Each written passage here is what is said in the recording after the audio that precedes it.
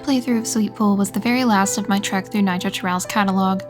Following Slow Damage, my interest in visual novels was reignited. I was going through every popular title available in English with a particular focus on how Nitro+Chiral had developed as a studio. Playing Sweet Pool was an obligation for me. The premise of parasites and pregnancy was off-putting, and I'm not the biggest fan of high school settings for eroge. But it felt too strange to leave out altogether.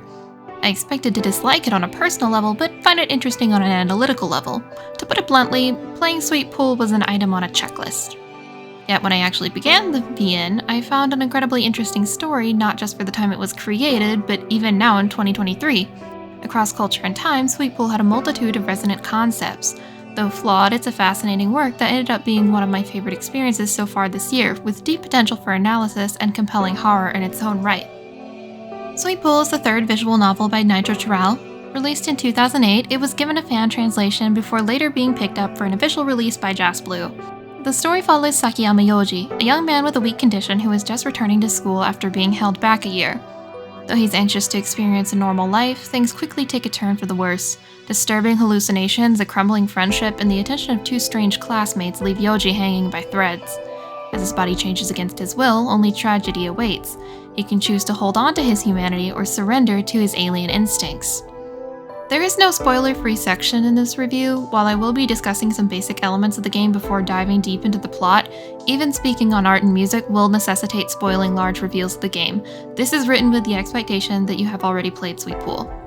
Trigger warnings include gore, cannibalism, rape, H scenes involving high school characters, parasites, cults, eye trauma, and religious abuse. I would also warn if you decide to play it that the skip mode may be dangerous for those with photosensitive epilepsy, as it involves rapidly flashing images. I won't be showing any footage of it here. If you are familiar with Nitro+Chiral, you'll know their games can get incredibly heavy at times. Sweet Pool goes beyond their standard fare in terms of just how painful it can be. Proceed with caution. Art. Sweet Pool's art and visual elements are at times very strong, and at others, strange and off-putting. Starting with the character design, they're all fairly simple. With Sweet Pool's realistic setting, the characters are primarily seen in their school uniforms with only rare occasions of casual clothing. Their designs are fairly realistic with small customizations to their hair and school uniforms displaying their personalities, barring Xenia who flaunts school rules entirely. The most striking thing immediately is how much older the cast looks than their ages. With a range of second and third year students, this puts their ages around 16 to 18. Despite this, they all look far older with defined jawlines, muscles, and broad shoulders. It's especially noticeable for Yoji, who, despite his time spent in the hospital and lack of exercise, still retains a muscular physique. Rather than this being a critique, it's just one of the more immediately noticeable off-putting elements of Sweet Pool's art that helps boost a sense of disconcertion. When it comes to CGs and sprites of the characters, there's many occasions of anatomy and angles just looking a bit off. The front-facing sprites with very little definition on their noses contrasts a lot with other CGs and sprites where characters look far more defined. Yoji is again a key example here, his face entirely shifting depending on the angle it's drawn from on some occasions, though examples exist for Tetsuo and Makoto as well. This feels like something very intentional, adding to the atmosphere of something not quite being right while also providing a level of realism and detail in the CGs that suits the grounded high school setting. This is emphasized when it comes to the gore. The soft, flesh-like creatures with their detailed gradation contrast with the harsh cell shading human characters have. That rigidity of muscle and shading makes the soft, warm quality of the flesh feel off-kilter. It fits in with the art style, but it's not anything like a person's outsides. Musculature breaking down is emphasized in the red road ending. As Tetsuo and Yoji embrace, their skin fusing together, their muscles break down into strings and chunks. They begin to resemble the flesh creatures in the background and lose those rigid forms the player has seen for hours. It's a great contrast that makes them feel unnatural, while not losing cohesion with the other visuals. The backgrounds of Sweet Pool are particularly impressive for their use of color. Comfortable and familiar areas are represented by their bright white lights or soft blue tones. Areas like Yoji's room during the day or Erika's hospital room are characterized by their sterile white lighting. Meanwhile, the blue warbler in Yoji's room at night are lit by gentle blue mood lighting. White and blue represent comfort and peace. Sunset is a more ambivalent time. It's associated strongly with Tetsuo, as his home is always visited by Yoji during the evening. His room and the hallway to it are struck by strong golden light, but sunset also heralds times of stress. Yoji and Tetsuo meet their ends at sunset. Gold illuminates the red grime of the school's chemistry lab, and Xenia's torment begins around the time of sunset. Finally, dirty yellow-green scenes are most strongly associated with danger and disgust. Yoji's room becomes tainted by them, losing all its light and gaining this sickly color. Kunihito's chapel is characterized by its green stone walls with only candles as a source of light. Unlike Sunset, which retains a bit of beauty, there is no comfort to be found here. The UI design helps to emphasize this dirty feeling. The UI hasn't aged particularly well in some areas. It's a bit cluttered in some places, and some font choices, such as the use of papyrus in the menu, haven't aged well. I actually checked to see if this was something that was changed on localization, or if papyrus was the original font choice for the Japanese release. The latter is the case. What was great conceptually, and what has aged well, is the contextualization of the UI as part of Kunihito's documents. The extras menu is reminiscent of a cipher or alchemical manuscript. The basic menu resembles a blackboard against worn documents. Every bit of it is strange, aged, and doused in red. Though I think the UI could have been improved upon the remaster's creation in terms of its usability, it's still a great one in terms of how it fits the setting. In contrast to the menus, the UI during gameplay is fairly minimal. The only element on screen for most of the gameplay is a translucent dark box with white text atop it. Characters' text isn't labeled by who's speaking, instead it's just identifiable according to the voices. Combined with a film grain texture atop the background and character CGs, and the lighting style, it gives the game almost a cinematic feel. Sprites assist in this due to their varying sizes and positions. Character sprites will appear smaller or larger to emphasize characters standing in the foreground or midground of a shot. Their exact positioning changes depending on the focus of the scene. The game only conveys what is absolutely necessary, the text, and leaves minimal interference between the game and the player. And what is there is given a level of flexibility and variance to suit the scene and tone. The version of Sweet Pool Jasp Blue localized as the remaster version.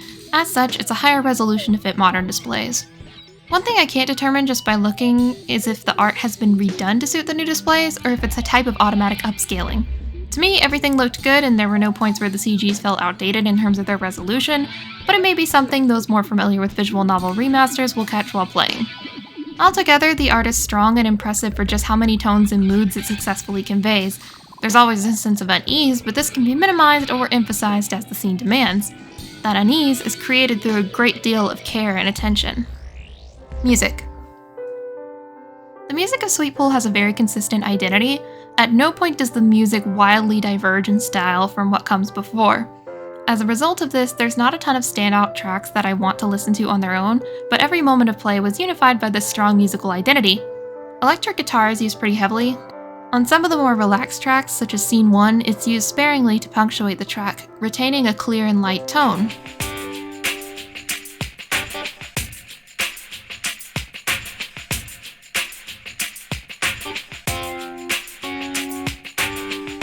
Others, such as Lust, are nearly overwhelming. The distortion and constant drone creates an oppressive atmosphere.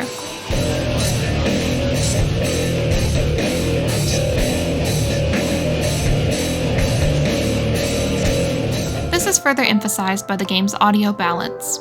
I turned down the music in all games I play so I can hear voices better. For more relaxed tracks, it was easy to hear the voice lines, but for tracks like Lust, the audio balance meant the voices were difficult to pick out. It's designed to be a lot louder, which just adds all the more to the feeling of oppression. It works excellently in tandem with the description of Yoji's emotions. Just as he is feeling overwhelmed, the player is drowning in the music. Scene 1 and Scene 2 have variations that I really liked hearing. The distorted versions, called Warp 1 and Warp 2, use reversed sounds and sparser instrumentation. I really like Warp 2 for its gentle, almost water-like sounds, which occasionally punctuate the synths. Despite it being somewhat calm, it feels like there's a layer of anxiety lurking just underneath. The unnatural sounds lead to the feeling that something wrong could happen at any moment.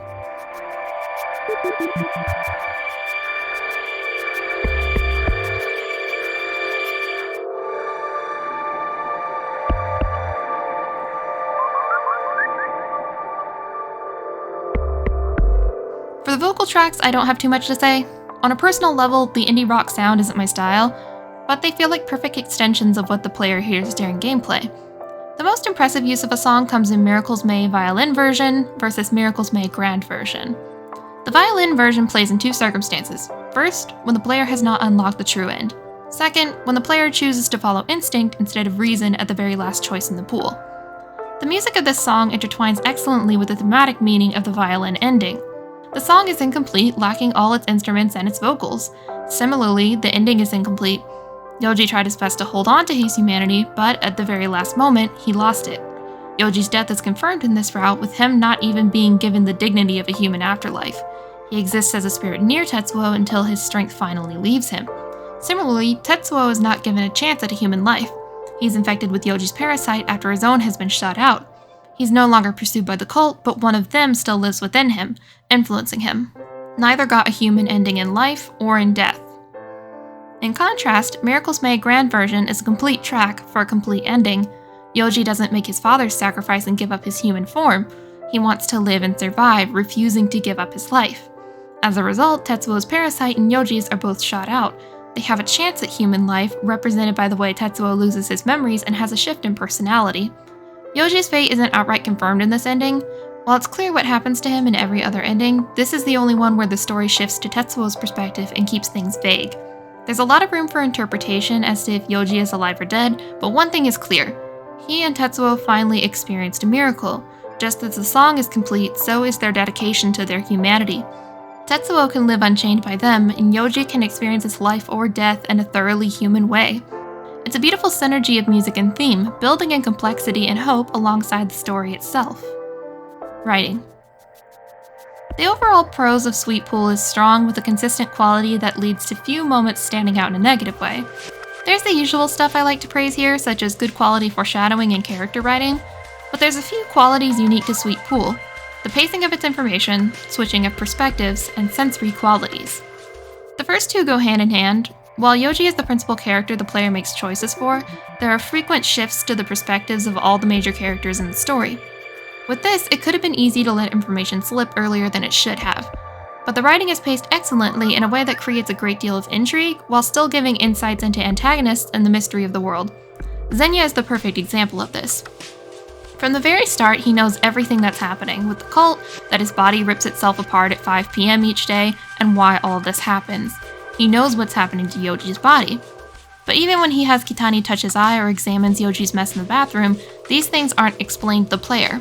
At no point do the writers let slip that Xenia was inoculated with the flesh of the benefactor, that Yoji is a Mesu, or that Xenia is an Osu. Those reveals, and exactly what they mean, are left for later in the game. Instead, the information is paced well in a way where the player has the pieces to put things together from very early on, with confirmation only coming further into the game. Sensory qualities are especially important for horror writing of Sweet Pool's type.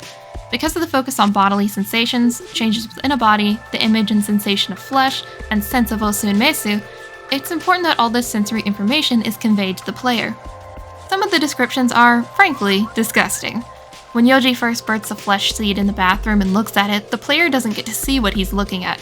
There's no CG that pans down and shows the gore, but the description of its pulsing, the texture of the flesh, and its organ-like qualities make it extremely clear how disgusting it is. Other sensory descriptions help to increase tension and serve as reveals later on.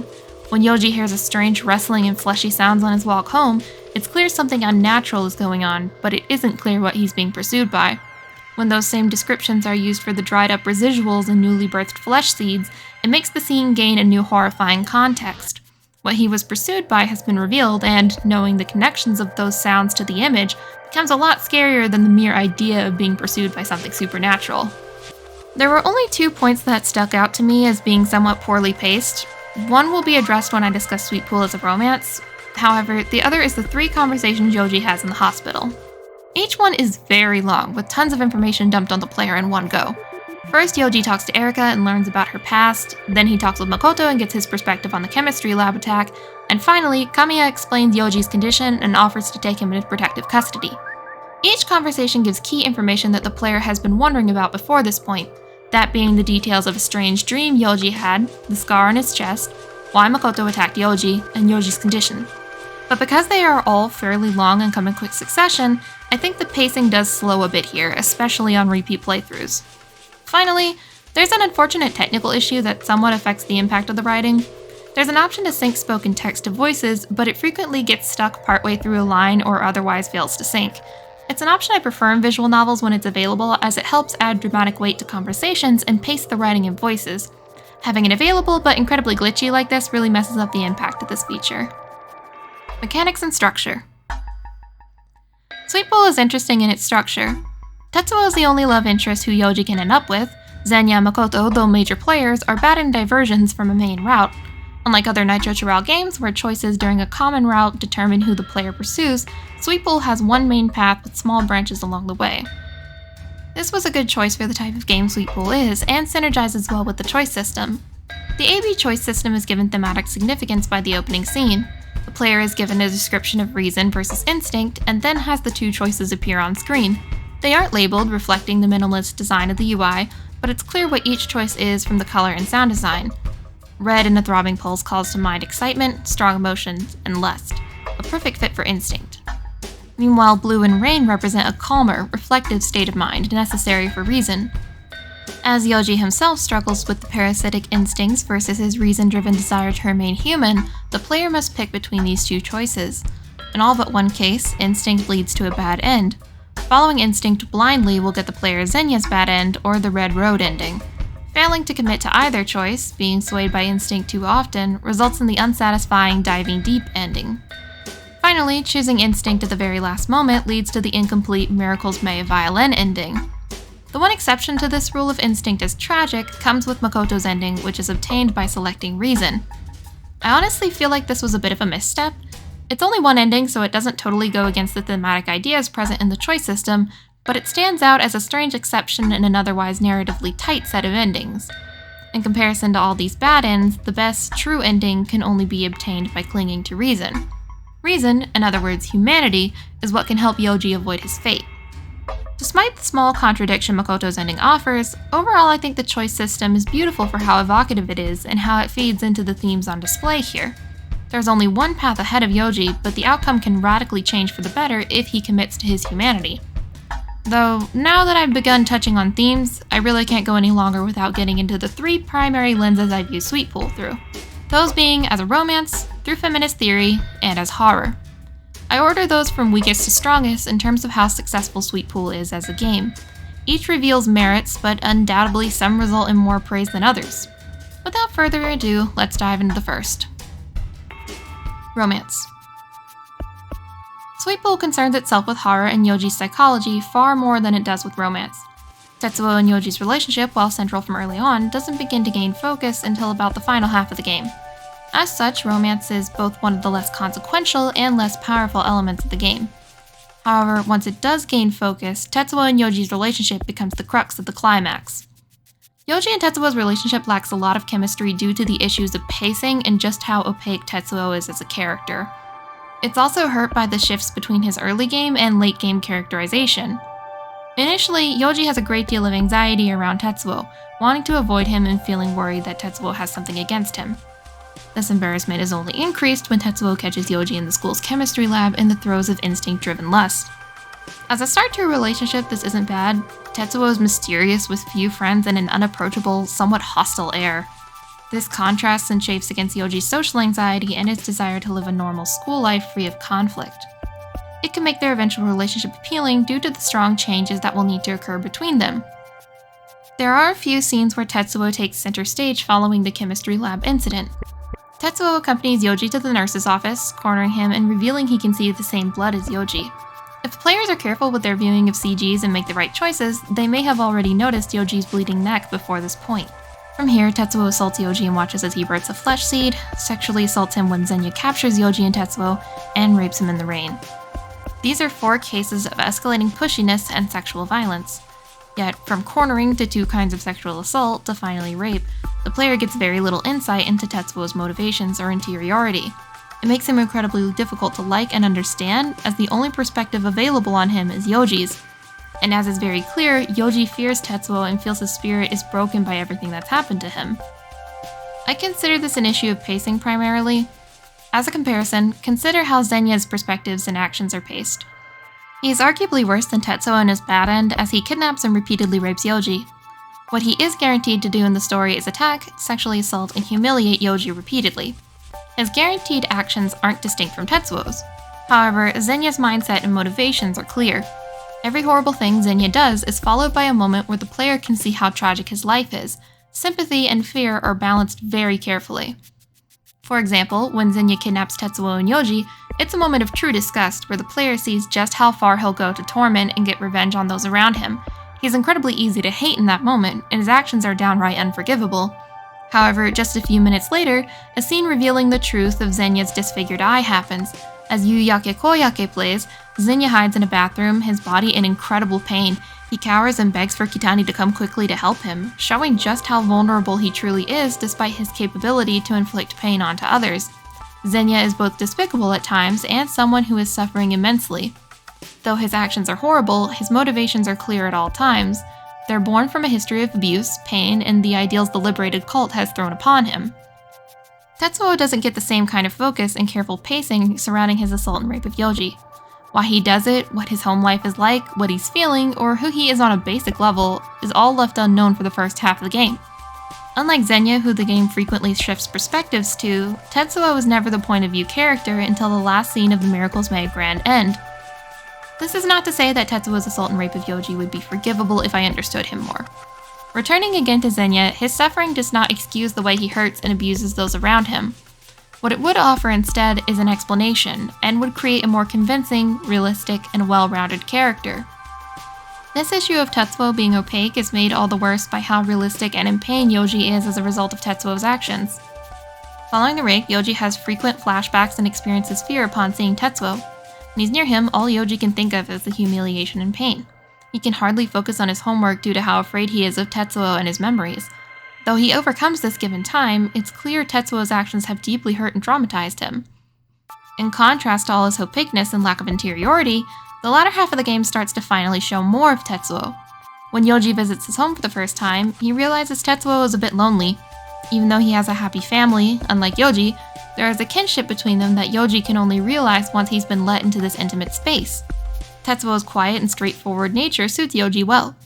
His patience and willingness to help shines when he serves as Yoji's tutor. He has a soft spot for cats and a slight rebellious streak, revealed by the fact he dates several girls, has his driver's license, and works as a bartender against school regulations.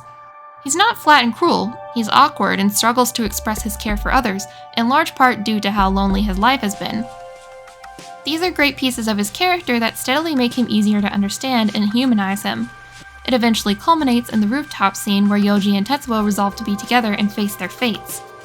Tetsuo decided to make Yoji his on pure instinct, but the relationship has grown beyond that. Tetsuo has experienced the same loneliness as Yoji due to their inhumanity. He's felt separation from his peers, rejection from parents, and separation from his current loving family. Now he has found kinship in one person who knows that pain. He resolves to follow this connection to the very end, even in tragedy, and even beyond instinct. Had some of this information come sooner, it would have made for a far stronger character and romance. Seeing some of Tetsuo's perspective, how he comes to care for Yoji as a person, his loneliness, and his parallels to Yoji build over the course of the story would make him far more understandable. It would also help to emphasize the tragedy of instinct. Tetsuo found a kindred spirit in Yoji, but due to his possessive desire to own Yoji rather than know him, he destroyed the relationship before it could even begin. His assault and rape of Yoji kept Tetsuo from connecting with the one person in the world who may truly be able to understand him. Once he finally overcomes instinct and atones for his action, it's already too late. Yoji's life, and potentially Tetsuo's too, is cut short. Though while I mentioned atonement, there's not much of it from Tetsuo, that itself is an issue. He does apologize for the rape, a low bar that some love interests in BL fail to clear. But even after he apologizes and begins to get to know Yoji better, he still sexually assaults him with a forced kiss. His behavior changes very little over the course of the relationship. Had Yoji continued to reject him, it's undoubtable that the sexual assault and forced possession of Yoji would have continued from Tetsuo. Even once the depth of Tetsuo's character is revealed, or more accurately suggested, it doesn't change the foundational lack of consent that Yoji and Tetsuo's relationship is built upon. Even beyond everything I've said regarding how flat his character is, communicating that he respects Yoji and his consent is of utmost importance. What I've said here may sound incredibly harsh and like I absolutely despise Tetsuo as a character. However, what I despise is the failure to capitalize on his potential. There's so many excellent thematic ideas in this relationship that could bolster the rest of the game. There is something great buried within about loneliness, inhumanity, and kinship.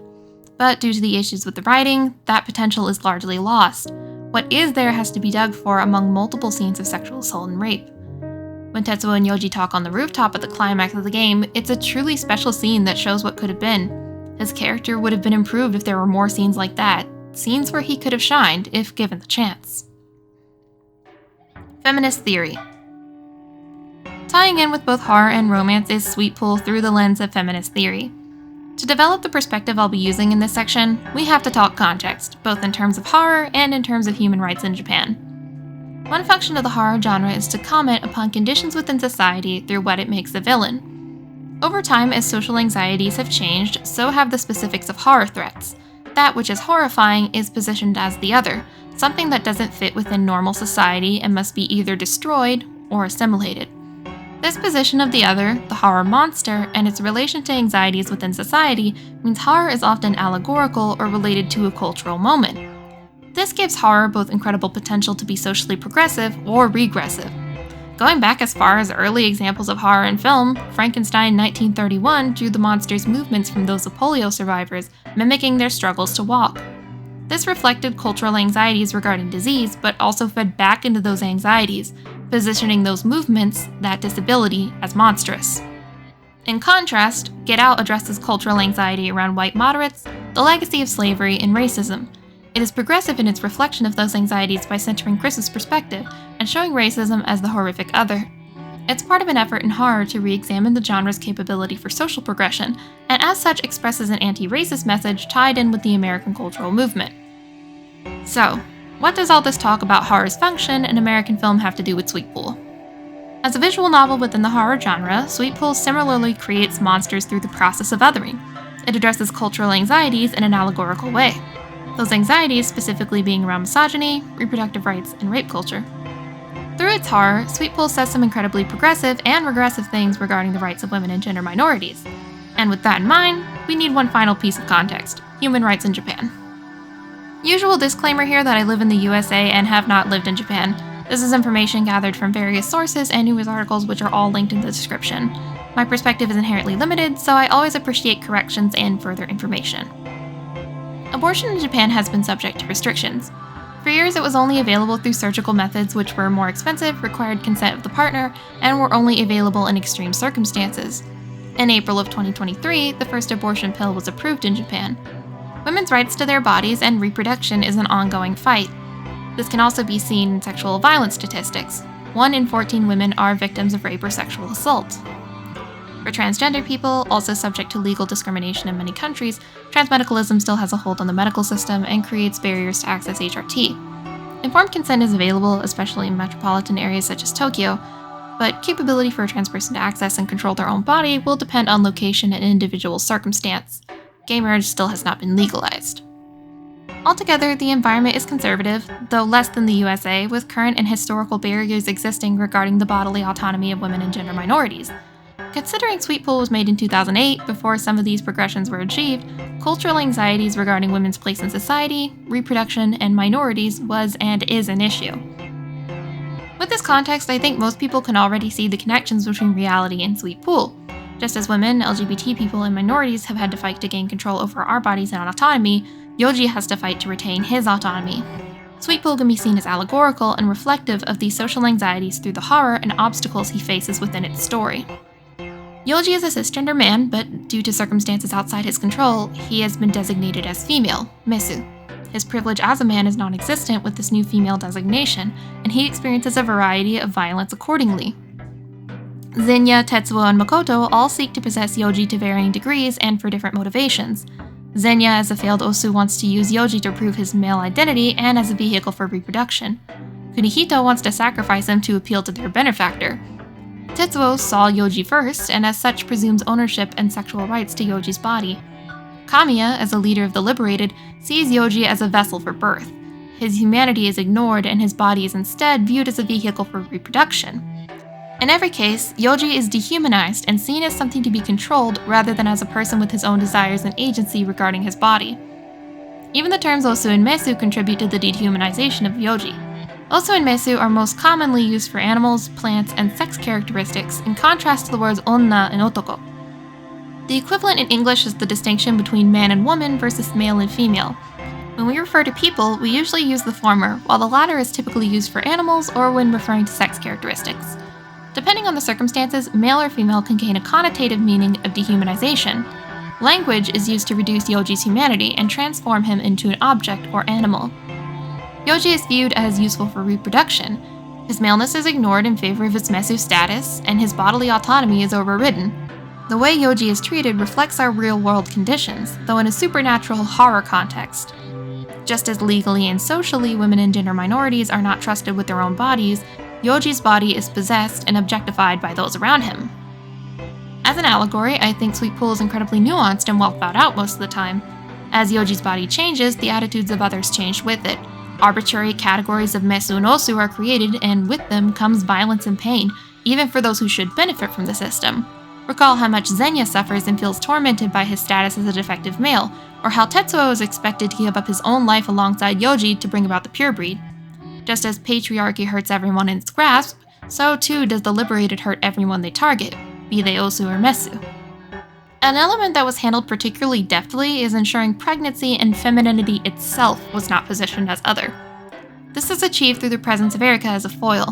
While Yoji is going through this parasitic form of reproduction, Erika has recently had her own child. In her case, childbirth is a source of great joy for herself and Yoji. She's happy to start a family, and Yoji feels peace knowing his name lives on through his nephew.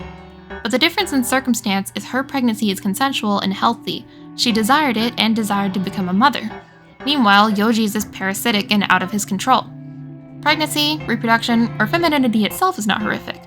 Pregnancy with lack of consent and no autonomy is what is othered and terrifying. It shows some excellent attention to detail on the part of the writers. However, while this is handled well, a feminist reading of Sweet Pool does reveal some stumbles, the biggest one being the issue of instinct. Within the real world, a common myth of rape culture is that men just can't help themselves. They're out of control when it comes to their desires. There's a misconception that rape occurs not due to power, but due to attraction. It takes responsibility off the predator and foists it upon the victim instead. To a degree, the rapist didn't have a choice. They were out of control and beholden to their instincts. You can see where I'm going with this. Zenya, Makoto, and Tetsuo all hurt Yoji to varying degrees due to their uncontrollable responses to Yoji's pheromones. Zenya kidnaps and rapes Yoji partially out of a patriarchal desire to prove his own osu status. However, it also somewhat results from his recognition and agitation at Yoji's pheromones. Makoto is driven insane by Yoji's pheromones, wanting to possess him, kill him, and eat him. He's displayed as completely out of control of his own actions. Tetsuo lays a claim over Yoji due to his instinctual draw to him. This same instinctual draw is what leads to him sexually assaulting Yoji, watching him birth a flesh seed, and eventually raping him. Similarly, Yoji's romance with Tetsuo is somewhat driven by instinct. Even as he fears Tetsuo, his instinctive reaction to his scent causes him to still pursue him and feel calmed during moments of stress and fear resulting from past sexual violence. In other words, male and female, osu and mesu, belong together. When sexual violence occurs, it is partially because the osu just can't help themselves. Rape is not entirely in the control of the rapist, and even if the mesu has been traumatized, their inherent connection with an osu can calm them. Just as Sweet Pool makes incredible critiques of the way patriarchy, misogyny, reproductive rights, and LGBT phobia intersect within society, it stumbles to some degree in its critiques of rape culture. It's incredibly powerful as an allegory without getting into some of the more pernicious aspect other stories within the Omegaverse genre tend to fall into. But it doesn't avoid every pitfall out there. Sweet Pool is, as I often think about Nitro+Chiral games, both insightful and lacking some discernment. For that, I find it to be interesting and worthy of discussion way beyond the little I've touched on here. Horror. With all the social function of Sweet Pool's horror and basic feminist analysis applied, it's important not to miss the forest for the trees. Sweet Pool's horror says interesting stuff, but fundamentally, at the end of the day, is it scary? And that answer is a resounding, oh my god, yes. Gore and parasites are fundamentally terrifying, triggering visceral feelings of disgust in most people. There's potential for deeper psychological horror due to the instincts they cause others to act on. Conceptually, Sweet Pool is already off to a good start, but it's the execution of these concepts combined with the already discussed sensory prose that pushes it into peak horror. Sweet Pool's horror is a solid foundation that the romance and feminist elements of the work build upon. Without it, nothing in the game would be nearly as strong as it is. Sweet Pool begins by establishing Yoji's status quo. Things aren't well for him. His physical illness has delayed his graduation from high school and has resulted in him developing serious social anxiety. He lives alone in a self-imposed isolation from his one remaining family, Erika. She's tried to provide the most comfortable, normal life she can for Yoji. Makoto is Yoji's single friend, the only classmate at school who attempts to reach out. Yoji's life has involved many struggles, but it appears to be taking a turn for the better. His health is improving and he's finally able to return to school. All this establishes just how little he has, and it's losing those small rays of hope that make his fate so tragic and terrifying. As his instincts as a Mesu begin to manifest, Yoji finds his body changing even beyond the familiar pain of illness. He experiences uncontrollable lust, bursts flesh from his body, and begins to see and hear gore that appears to nobody else. What little comfort he could find in his school life is lost as he feels completely alienated from his classmates. He's not only the strange older student with an illness, now he isn't even human. Even Makoto, someone who genuinely cares for Yoji, is no longer a source of comfort or safety. From both perspectives, the dissolution of Yoji and Makoto's relationship is horrifying. In Yoji's case, the one person he felt he could trust loses sanity due to something outside of both their control. Care and worry are not enough to save Makoto from the changes occurring around and within them. And on Makoto's side, players see his point of view and understand his care is genuine. He wants to be a good person and provide some solace in Yoji's school life. He fails at this, and by no fault of his own. The relationship is ruined, with both victim and aggressor blaming themselves. In a way, even labeling Makoto as an aggressor is an oversimplification. Like Yoji, he has become a victim of them. Instinct has overcome them both and taken away what little normalcy they could find. To imagine your mind taken from you, your fate out of anyone's hands, is a terrifying thought. Erika is not spared from the horror either, even if she's not directly involved. In every ending, Erika has lost the one family member she has left. Yoji was already drawing more distant, but with these recent events, he's either dead or left barely alive with amnesia, depending on your interpretation of the Miracles May grand ending. As she looked forward to a new beginning as a mother, she instead experienced a tragedy as she lost the one connection she had to her birth family. Even after a miraculous survival as a child, fate still took Yoji from her. Xenia, meanwhile, was forced to grow up completely in the influence of a cult. Without his consent or any regard to his compatibility, flesh of the benefactor was forced upon him. His body pulls itself apart and reshapes itself every day at 5 p.m. Seemingly hated by his father and the very cult who forced him into this fate, Xenia does everything he can to prove himself as a true Osu. In the process, he designs his own tragedy. His refusal to back down or give up results in his guts spilling in the most literal sense. In a life tormented by viscera, he can't even recognize his fate for what it truly is. Is this his mind fully shattered, or an intentional delusion to comfort himself at the end? It's unclear. Xenia's tragedy is interlinked with Kitani's. For years, he's watched his family pulled apart by the influence of this cult. Kitani has love for all members of the Okinaga family, but Xenia's hatred for his own father leads him to murder. As an outsider to the liberated, Kitani can only watch as the Okinagas steadily move towards their doom. Every ending for Kitani is tragic to some degree, but I think the most horrifying of all is the Red Road ending. Kitani has complete hatred for the liberated and the destruction they've wrought, but in the Red Road ending, Kitani continues on the liberated's legacy. He takes the pure breed into his care, unable to resist the innate ability he has to draw humans to his side. Kitani had every intention to end things and stop the pain that enveloped his family, but in the end, even his own mind was taken from him. The cult ensnared every member of the Okinaga family, even adoptive family. In each case, it is not just a character's body that is being taken out of their control by parasitic influence. It is also their minds. Instinct influences everyone in Sweetpool to a point of ruin. It further enforces the point the choice system makes, that instinct will only lead to tragedy and inhuman fates for those involved. The horror they cause goes far deeper than their appearances. Visceral disgust mixes with psychological horror to produce something truly awful. The surface level, disgusting as it may be, is covering up the deeper fear, one of your own agency being taken away from you. It's an excellent synergy that truly makes Sweetpool stand out. Neither element, gore, nor lack of agency can be unlinked from the other. There's something for everyone in this story, which is to say, there's something terrifying or at least tragic, even if gore isn't scary to an individual. Conclusion. Even when Sweetpool stumbles in other areas of its writing, its horror shines. When I found myself exhausted by the repetitive character dynamics or frustrated with the way the game contradicted its own progressive ideas, the horror would carry me through.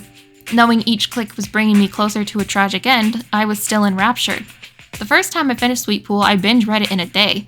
It's a far cry from the expectation that this game would mean little to me. The longer I sat on it, the more fascinated I became with it as a work, especially considering the cultural moment we're going through in the USA, where there's been intense efforts to attack and reduce the rights of women and transgender people. Conceptually, Sweetpool is not my type of game. I like horror quite a bit, but I struggle with horror centered around pregnancy. I've dealt quite a bit with American horror films in college, as film is the focus of my major and what I want to do long term. When we've come across films which center their horror around parasites and pregnancy, I've found them to be pretty upsetting in a way that makes it difficult to engage. Something I've discovered, though, is even when something conceptually repels me, it's a matter of time before I find a work which suits my weirdly specific tastes. Above describing a work as good or bad, the highest compliment I can give is to say something is worthy of more analysis and attention. Sweet Pool is a perfect example of what I think makes the visual novel as a medium so compelling. The push and pull within its own concepts, the perfect melding of mechanics and narrative, and the incredible depth on display here is the kind of stuff that drives my passion for visual novels and BL more broadly. I think it's a shame a lot of the most easily accessible conversation around this game is more joking in tone. As an aside, I always do a search for academic articles before I make these videos for stuff to cite and to find a unique perspective within a larger critical conversation. I couldn't find anything in English or Japanese about Sweet Pool. To some degree, I get it. Yes, meat, pregnancy, and impreg are concepts that are pretty weird and are going to give a lot of people pause. I won't pretend I haven't laughed at any jokes I've seen on social media. But the reason I've gone into a bit of a drier academic tone here is because I think Sweet Pool needs this kind of discussion. I've talked for around 40 minutes, yet there's still so much more to say about this game. If you take away one thing from this video, I hope it's this message. Sweet Pool is a deeply valuable work worth your time casually for its incredible horror, beautiful art, and excellent writing. But it's also valuable from a literary or academic perspective. And if you find you have something to say, be it small musings or your own obscenely long video essay, your voice and perspective is valuable. My own is quite limited and there's so much I couldn't touch on here due to my lack of knowledge and life experience. I'd love to hear more from others different from me. With all that said, thanks for giving this video a watch, especially all the way to the end. The script was a beast to write, so I'm glad I finally finished it. As always, comments are appreciated, especially here as they fit in with one of my biggest takeaways from this game. The next game I'll be looking at is Memento. Ideally that will be out on September 25th. If there's any changes or I need more time, it'll be in the mid-month update. Usual disclaimer that college distors me. I also want to give a big thanks to Amelie Doré for shouting out my channel in her most recent video. I respect her work a lot and it's a big inspiration for me alongside a variety of other reviewers and essayists. The response to my last video was way beyond what I expected and has been really encouraging. I hope I can continue to grow my own niche in the larger space of visual novel and BL media discussion. Thank you all for watching, and with luck, you'll see me again soon.